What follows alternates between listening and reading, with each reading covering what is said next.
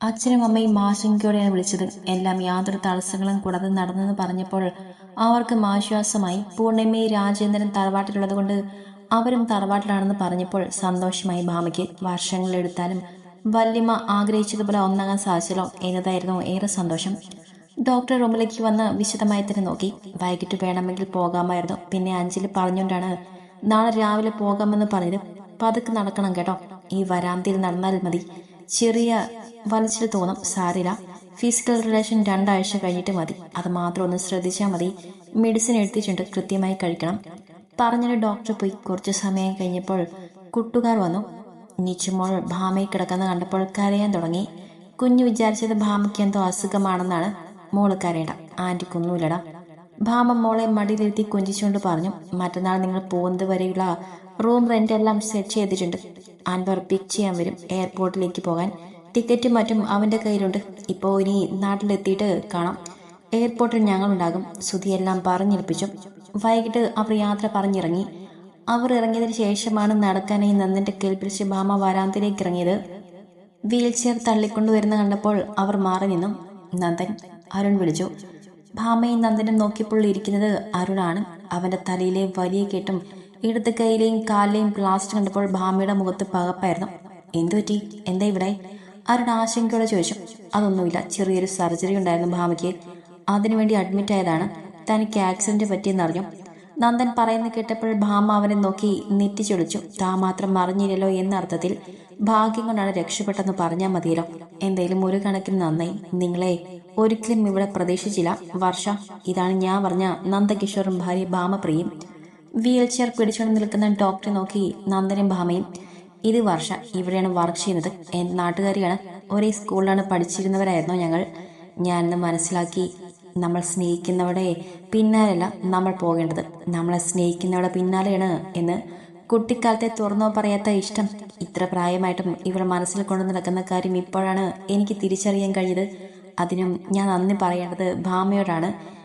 എനിക്ക് അപകടം സംഭവിച്ചത് കൊണ്ടല്ലോ ഇവളെ കണ്ടെത്തിയത്. നിങ്ങൾ വിവാഹം കഴിക്കാൻ തീരുമാനിച്ചു. ഇവിടുന്ന് പോകാറായാൽ നാട്ടിലേക്ക് ആദ്യമായി നിങ്ങളെയാണ് ഇൻവൈറ്റ് ചെയ്യുന്നത്. ഡേറ്റ് അറിയിക്കാം. എന്തായാലും വേണം. അവന്മാരെയും കൂട്ടിക്കൊണ്ട് ചിരിച്ചുകൊണ്ടാണ് അരുൺ പറയുന്നത്. അതിശയിച്ചുകൊണ്ട് കേട്ടു നിൽക്കുകയാണ് ഭാമയും നന്ദനും. എന്തായാലും അരുണെല്ലാം തിരിച്ചറിഞ്ഞ് നന്നാവാൻ തീരുമാനിച്ചത് നന്നായി എന്ന് തോന്നി അവർക്കും. തീർച്ചയായും ഞങ്ങൾ വരും. എല്ലാവരും ഉണ്ടാകും. നിനക്ക് വേഗം സുഖമായി നാട്ടിൽ പോകാൻ കഴിയട്ടെ. അരുണിന് കൈ കൊടുത്തുകൊണ്ട് നന്ദൻ പറഞ്ഞു. ഭാമയും പുഞ്ചിരിയോടെ നിന്നു. അവർ പറയുന്ന കേട്ടുകൊണ്ട്. പോകാം വർഷ. വർഷയെ നോക്കി പറഞ്ഞു അരുൺ. അവരെ നോക്കി ചിരിച്ചുകൊണ്ട് വർഷ വീൽ ചെയർ തള്ളി. അവർ പോന്നു നോക്കിയിരുന്നു നന്ദനും ഭാമയും. അങ്ങനെ അവന്റെ കാര്യത്തിൽ തീരുമാനമായി. സമാധാനായി. നന്ദൻ ആശ്വാസത്തോടെ പറഞ്ഞു. നന്ദേട്ടൻ അറിഞ്ഞിരുന്നോ? എന്നിട്ട് എന്നോടെന്ത് പറഞ്ഞില്ല? ഭാമ ചോദിച്ചു കേട്ടപ്പോൾ നന്ദൻ ചിരിച്ചുകൊണ്ട് പറഞ്ഞു. എത്ര ശത്രുവായാലും അപകടം പറ്റി വിവരം അറിഞ്ഞാൽ ആർക്കായാലും വിഷമം തോന്നും. പ്രത്യേകിച്ച് തനിക്ക്. ഇന്ന് സർജറിക്ക് വരേണ്ടതുകൊണ്ട് താൻ ടെൻഷൻ ആകണമെന്ന് കരുതി തന്നെയാ പറയാതിരുന്നത്. താൻ വാ, നടന്നിട്ട് വരാം. പറഞ്ഞുകൊണ്ട് അവളുടെ കയ്യിൽ പിടിച്ച് മുന്നോട്ട് നടന്നു അവൻ. കൂടുതൽ സംശയിച്ചു നിൽക്കാതെ അവനൊപ്പം നടന്നവള്. അത്താഴം കഴിഞ്ഞ് കുറച്ചു സമയം അച്ഛൻ്റെ മുറിയിലായിരുന്നു പൂർണിമ. രാജേന്ദ്രൻ ഏട്ടന്മാരോട് സംസാരിച്ചിട്ട് പൂമുഖത്തിരിക്കുന്നുണ്ട്. ചേച്ചി, ഇനി നാളെ സംസാരിക്കാം. ഏട്ടനെ മുഷിഞ്ഞു കാണും. കൃഷ്ണ കയ്യിൽ ഒരു ഗ്ലാസ് പാലുമായി അങ്ങോട്ട് വന്നുകൊണ്ട് പറഞ്ഞു. എന്തിനീ പാലൊക്കെ? നെറ്റി ചുളിച്ചുകൊണ്ട് ചോദിച്ചു പൂർണിമ. ചേച്ചി, വൈകാലും നിങ്ങൾ രണ്ടുപേർക്കും ആശിച്ച ജീവിതമാണ് ലഭിച്ചിരിക്കുന്നത്. ഇതിൽ നിന്നും തുടങ്ങട്ടെ നിങ്ങളുടെ പുതിയ ജീവിതം. ചിരിച്ചുകൊണ്ട് കൃഷ്ണ ചേച്ചിയുടെ കയ്യിലേക്ക് പാൽ ഗ്ലാസ് പിടിപ്പിച്ചു. ഈ സമയം രാജേന്ദ്രനും എഴുന്നേറ്റ് വന്നു. പാൽ ഗ്ലാസ് പിടിച്ചുകൊണ്ട് നിൽക്കുന്ന പൂർണിമയെ കണ്ടപ്പോൾ ഒന്ന് ചിരിച്ചുകൊണ്ട് കോണിപ്പടികൾ ആദ്യം കയറി രാജേന്ദ്രൻ. അയാൾക്ക് പിന്നാലെ പൂർണിമയും റൂമിലേക്ക് നടന്നു. വാതിൽ ചേർത്തടച്ച് പൂർണിമ രാജേന്ദ്രന്റെ അടുത്തേക്ക് ചെന്നു. ജനലഴിയിൽ പിടിച്ചുകൊണ്ട് പുറത്തെ ഇരുട്ടിലേക്ക് നോക്കി നിൽക്കുകയാണ് രാജേന്ദ്രന്. എല്ലാവരും ഇപ്പൊ നമ്മുടെ ബന്ധം അംഗീകരിച്ചു. ഇത് നേരത്തെ ആയിരുന്നെങ്കിൽ നമുക്ക് ഇത്ര വർഷങ്ങൾ കാത്തിരിക്കേണ്ടി വരില്ലായിരുന്നു അല്ലെ? പൂർണിമ ചിരിച്ചുകൊണ്ട് ചോദിച്ചു കേട്ട് രാജേന്ദ്രൻ അവൾക്ക് അഭിമുഖം നിന്നു. അതെ, എന്തായാലും ഇപ്പോൾ എല്ലാവരും നമ്മളെ മനസ്സിലാക്കി കൂടെ ഉണ്ടല്ലോ, അത് തന്നെ നല്ല കാര്യം. അല്ല, ഈ ചടങ്ങ് എന്തിനാടും? നമുക്ക് ഇതിൻ്റെയൊക്കെ കാലം പോയില്ലേ? പൂർണിമയുടെ കയ്യിലിരിക്കുന്ന പാൽ ഗ്ലാസ് നോക്കിക്കൊണ്ട് ചോദിച്ചു രാജേന്ദ്രൻ. ഇല്ല, പ്രായം എത്രയായാലും മനസ്സ് ചെറുപ്പമായിരുന്നാൽ മതി. ഇനി ഇത് വേണ്ടെന്ന് വെക്കണ്ട. ചിരിച്ചുകൊണ്ട് അയാൾക്ക് നേരെ പാൽ ഗ്ലാസ് നീട്ടിപ്പിടിച്ചു പൂർണിമ. അവളുടെ മുഖത്തേക്ക് നോക്കിക്കൊണ്ട് അത് വാങ്ങി രാജേന്ദ്രൻ പാതി കുടിച്ചു. ബാക്കി അവൾക്ക് കുടിക്കാനായി ചുണ്ടിലേക്ക് അടുപ്പിച്ചു കൊടുത്തു. പൂർണിമ ഒരു തുള്ളി പോലും ബാക്കി വെക്കാതെ കുടിച്ചു. ഇനി മുതൽ നീ ഞാൻ ഒന്നാണ്. രാജേന്ദ്രൻ പൂർണിമയുടെ ഈർത്തോടിലും പിടിച്ചുകൊണ്ട് നെറ്റിയിൽ നിന്ന് ചുംബിച്ചു. കണ്ണുകളടച്ച് ആ ചുംബനം മേറ്റു വാങ്ങി. കുറച്ചു സമയം നടന്ന റൂമിൽ തിരികെ എത്തി നന്ദനും ഭാമയും. ഫുഡൊക്കെ വന്നപ്പോൾ ഭാമ എഴുന്നേറ്റിരുന്നു. ഒരു പ്ലേറ്റിൽ വിളമ്പിക്കൊടുത്തു നന്ദൻ. അവൾക്ക് അരികിലിരുന്നു. കൈ കഴുകിയിട്ട് വരാൻ നന്ദേട്ടാ. ഭാമ എഴുന്നേൽക്കാൻ ശ്രമിച്ചുകൊണ്ട് പറഞ്ഞു. വേണ്ട, ഞാൻ വാരിത്തരാം. ചിരിച്ചുകൊണ്ടാണ് നന്ദൻ അത് പറഞ്ഞത്. ചോറ് വാരിയവളുടെ വായിൽ വെച്ച് കൊടുത്തു അവൻ. ആസ്വദിച്ച് കഴിക്കുകയാണ് ഭാമ. വാരി കൊടുക്കുമ്പോൾ പ്രത്യേക സ്വാദ് തോന്നിയവൾക്ക്. ഭാമയുടെ മനസ്സിൽ സാവിത്രിയുടെ മുഖം തെളിഞ്ഞു. ഗർഭിണിയാണവൾ. അവൾക്കും ആഗ്രഹങ്ങൾ ഉണ്ടാകില്ലേ? മംഗളത്ത് സത്യാവതി അമ്മയുടെ സ്വാർത്ഥതയ്ക്ക് വേണ്ടി മംഗളത്തെ മരുമകളായി വന്നവരാണ് അവൾ. നന്ദേട്ടന്റെ കുഞ്ഞിനെ ഉദരത്തിൽ പേർന്നവൾ. അമ്മയാവാൻ ഒരുങ്ങുന്ന ഒരു പെണ്ണ് ഏറ്റവും ആഗ്രഹിക്കുന്നത് ഭർത്താവിന്റെ സാമീപ്യമാണ്. താൻ അവൾക്ക് നിഷേധിക്കുകയാണ്. എന്തൊരു ചിന്തയാണ് ഭാമയുടെ മനസ്സിലുണ്ടായതപ്പോൾ. എന്താ താൻ ആലോചിക്കുന്നത്? മുഖം വാടിയല്ലോ. അവളുടെ മുഖഭാവം ശ്രദ്ധിച്ചുകൊണ്ട് ചോദിച്ചു നന്ദൻ. നന്ദേട്ടാ, ഞാനൊരു കാര്യം ചോദിച്ചാൽ സത്യം പറയോ? അവന്റെ മുഖത്ത് തന്നെ ദൃഷ്ടി ഉറപ്പിച്ചുകൊണ്ട് ഭാമ ചോദിച്ചു.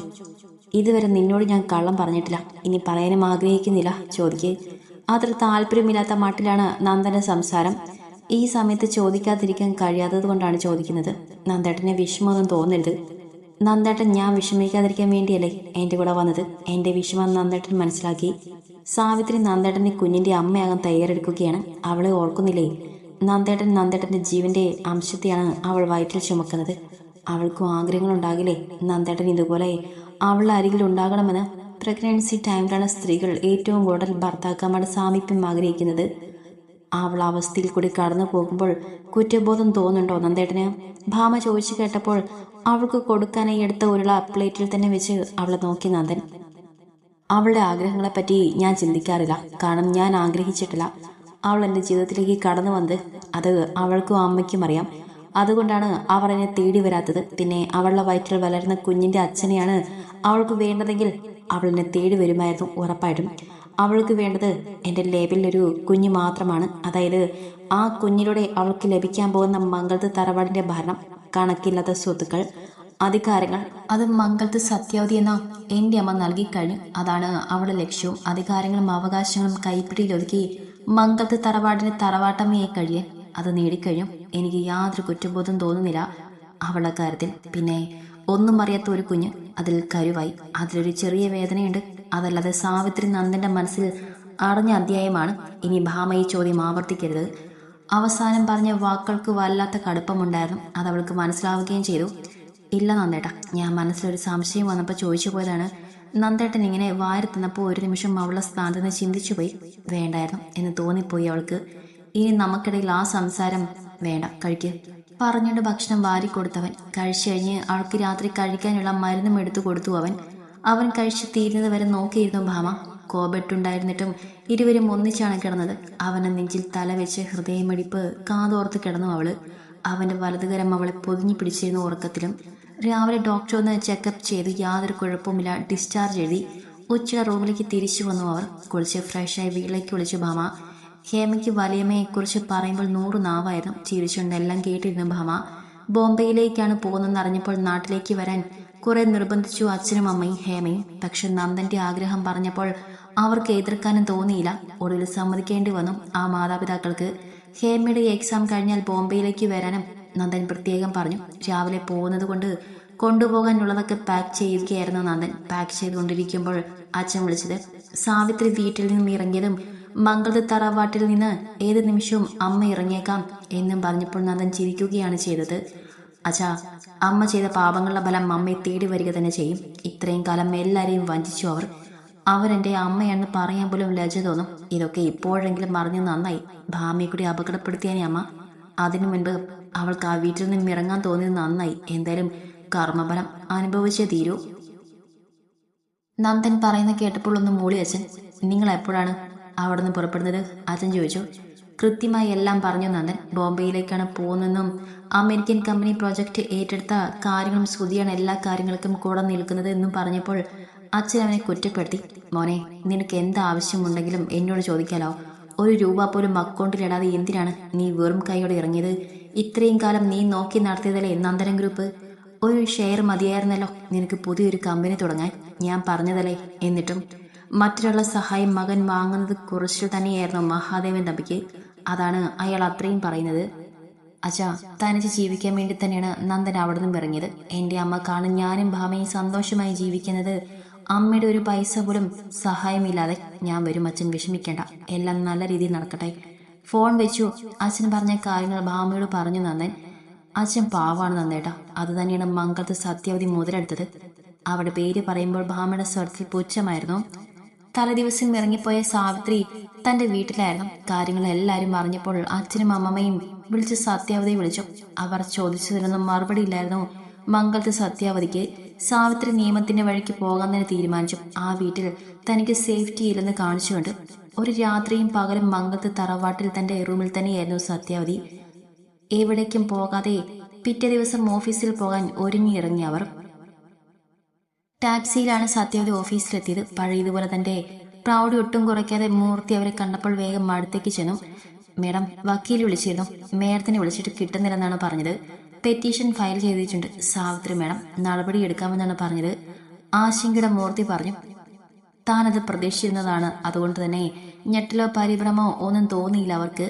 മൂർത്തി, ഞാനിപ്പോൾ വന്നത് ഗോൾഡൻ റെസിഡൻസിയിലുള്ള വില്ലയിലേക്ക് താമസമാണ്. അവൾ പെറ്റീഷൻ ഫയൽ ചെയ്ത സ്ഥിതിക്ക് എനിക്കിനി വീട്ടിലും ഓഫീസിലും യാതൊരു അധികാരങ്ങളും ഉണ്ടാകാൻ ചാൻസ് ഇല്ല. തൽക്കാലം താൻ എനിക്ക് ആ വില്ല വിട്ടു തരണം. എല്ലാം ഒന്ന് കലങ്ങി തെളിയുന്നത് വരെ. പിന്നെ ടാക്സി വെട്ടിക്കാൻ തൻ്റെ അക്കൗണ്ടിൽ ഞാൻ ട്രാൻസ്ഫർ ചെയ്ത പണം എൻ്റെ ആവശ്യങ്ങൾക്ക് ഉപകരിക്കണം. എന്തായാലും അങ്ങനെയൊക്കെ ഒരു ബുദ്ധി ആദ്യമേ തോന്നിയതൊക്കെ നന്നായി. അതുകൊണ്ട് തെരുവിലേക്ക് ഇറങ്ങേണ്ടി വരില്ല മംഗളത്ത് സത്യാവതിക്ക്. സത്യാവതി തെരുവിൽ അലയുന്നത് കാണാൻ ഒത്തിരി പേര് കാത്തിരിക്കുന്നുണ്ടായിരുന്നു. തൽക്കാലം അവരൊക്കെ അത് സ്വപ്നം കണ്ടിരിക്കട്ടെ. പിന്നീട് എന്ത് വേണമെന്ന് ആലോചിച്ച് ചെയ്യാം. മേഡം, കാര്യം ആവില്ല. മേഡത്തിന്റെ പൈസ കൊണ്ട് വാങ്ങി തന്നെയാണ്. പക്ഷെ പെട്ടെന്ന് പറഞ്ഞാൽ ശരിയാവില്ല. അവിടെ ഇപ്പോൾ താമസിക്കുന്നത് എൻ്റെ മകനും ഫാമിലിയുമാണ്. അവർ എവിടേക്ക് പോകും? മൂർത്തി പറയുന്ന കേട്ടപ്പോൾ സത്യാവതിയുടെ മുഖം ദേഷ്യം കൊണ്ട് ചുവന്നു. അത് ശരി, അപ്പോ ഞാൻ തെരുവിലേക്ക് ഇറങ്ങണമെന്ന് തന്നെയാണ് തന്റെയും ആഗ്രഹം അല്ലേ? അവിടെ വാക്കുകൾക്ക് വല്ലാതെ കടുത്തുപോയിരുന്നു. അതല്ല മേഡം, പെട്ടെന്ന് പറഞ്ഞാൽ എങ്ങനെ ശരിയാകും? അവർക്ക് വേറെ വീടെടുത്ത് മാറണമെങ്കിൽ തന്നെ കുറച്ച് സമയം വേണ്ടേ? തൽക്കാലം മേഡത്തിന് ഒരു റെന്റ് ഹൗസ് ഞാൻ തയ്യാറാക്കി തരാം. അതായിരിക്കും നല്ലത്. മൂർത്തി എന്തൊക്കെയോ മനസ്സിൽ കണക്ക് കൂട്ടിക്കൊണ്ട് പറഞ്ഞു. ശരി, അതിനുള്ള ഏർപ്പാടുകൾ വേഗം ചെയ്യണം. ഇന്ന് തന്നെ എനിക്ക് അങ്ങോട്ട് മാറണം. കുറച്ച് ഗോൾഡ് വിൽക്കാനുണ്ട്. അത് വിറ്റ് പണമായി കയ്യിൽ സൂക്ഷിക്കണം. അതിനുള്ള ഏർപ്പാട് താൻ ചെയ്യണം. നാളെ എനിക്കൊരു ആവശ്യം വന്നാൽ ബാങ്ക് അക്കൗണ്ടിൽ നിന്ന് 5 പൈസ എടുക്കാൻ കഴിയില്ല. വല്ലാത്ത നിരാശയുണ്ടായിരുന്നു അവിടെ വാക്കുകൾക്ക്. അത് ഞാൻ ഏർപ്പാട് ചെയ്യാം. ഞാൻ അറിയുന്ന ഒരു സേറ്റുണ്ട്, അയാളെടുക്കും. മാർക്കറ്റ് വിലയേക്കാൾ 50 രൂപ കുറവിൽ. ഞാൻ പോയി നോക്കിയിട്ട് വരാം. പറഞ്ഞുകൊണ്ട് പുറത്തേക്ക് പോയി മൂർത്തി. തന്റെ ഫോൺ സ്വിച്ച് ഓഫ് ആയിരുന്നു എന്ന് വക്കീൽ വിളിച്ചപ്പോൾ കിട്ടിയില്ലെന്നും പറഞ്ഞപ്പോഴാണ് മനസ്സിലായത് സത്യാവതിക്ക്. ഫോൺ ചാർജിലിട്ട് തന്റെ ചെയറിലേക്ക് ചാരിയിരുന്നു അവർ. പുറത്തേക്കിറങ്ങിയ മൂർത്തി മഹാദേവൻ തമ്പിയാണ് ആദ്യം വിളിച്ചത്. സത്യാവതി അവിടേക്ക് വന്നിട്ടുണ്ടെന്നും തന്നോട് ആവശ്യപ്പെട്ട കാര്യങ്ങളൊക്കെ വ്യക്തമായി പറഞ്ഞു മൂർത്തി. താൻ അങ്ങനെ തന്നെ പറഞ്ഞാൽ മതി. തനിക്ക് തൽക്കാലം വില്ല ഒഴിഞ്ഞു കൊടുക്കാൻ പറ്റില്ലെന്ന്. വാടകയ്ക്കിരിക്കട്ടെ, അവൾ കയ്യിലിരിപ്പ് കൊണ്ട് തന്നെയാണല്ലോ. പിന്നെ ബാങ്ക് അക്കൗണ്ടിന്റെ കാര്യം, താൻ എന്തെങ്കിലും ആവശ്യത്തിന് പൈസ തിരിച്ചു എന്ന് പറയണം. ഷെയർ മാർക്കറ്റിലോ മറ്റോ നിക്ഷേപിച്ചു എന്ന് പറയണം.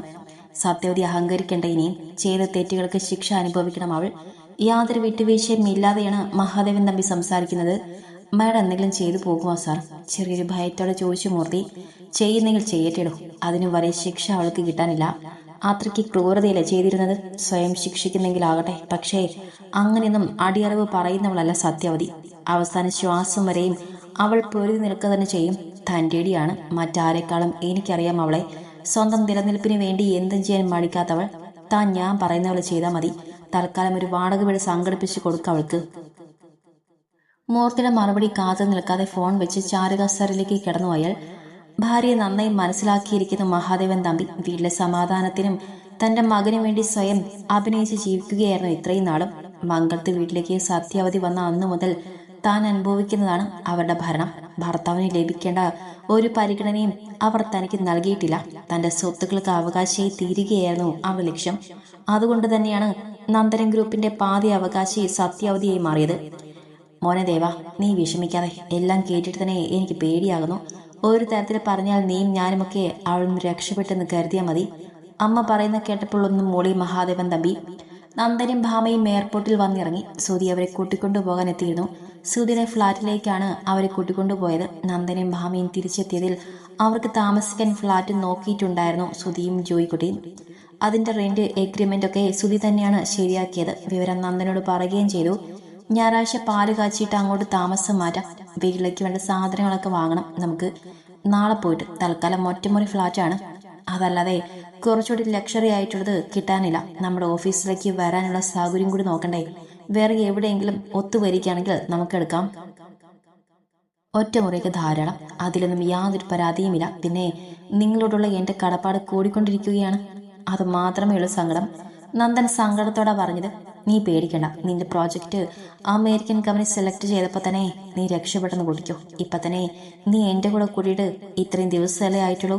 ഏറ്റെടുത്ത പ്രോജക്റ്റുകളെല്ലാം കൃത്യസമയത്ത് പൂർത്തിയാക്കാൻ കഴിഞ്ഞു. നമ്മൾ ത്രിമൂർത്തികളായി ഒരു കലക്ക് കലക്കാം. നന്ദന്റെ തോൾ തട്ടിക്കൊണ്ട് പറഞ്ഞു സുധി. രശ്മി ഭാമയെ അകത്തേക്ക് കൂട്ടിക്കൊണ്ടുപോയിരുന്നു. അപ്പോഴേക്കും ഫുഡും കഴിച്ച് അല്പസമയം വിശ്രമിച്ചിട്ട് നന്ദൻ സുധിയോടൊപ്പം ഓഫീസിലേക്ക് പോയി. മുകൾ വരുന്നവരെ നേരം പോകാൻ ചെറിയൊരു ബുദ്ധിമുട്ടുണ്ടായിരുന്നു. മോൾ സ്കൂൾ വിട്ട് വന്നതോടെ അതങ്ങ് മാറി ഭാമയുടെ. പിറ്റേ ദിവസം എല്ലാവരും കൂടി ഒന്നിച്ചാണ് പോയത് വീട്ടിലേക്ക് വേണ്ട സാധനങ്ങൾ വാങ്ങിക്കാൻ. ഫർണിഷ് ആയതുകൊണ്ട് അടുക്കളയിലേക്ക് വേണ്ട പാത്രങ്ങളും മറ്റും സാധനങ്ങളുമാണ് വാങ്ങിയത്. ഫ്ലാറ്റ് നടന്നു കണ്ടപ്പോൾ ഒത്തിരി ഇഷ്ടപ്പെട്ടു നന്ദനും ഭാമയ്ക്കും. പുതിയൊരു തുടക്കം അവിടെ നിന്നാകട്ടെ എന്ന് പ്രാർത്ഥിച്ചിരുവരും.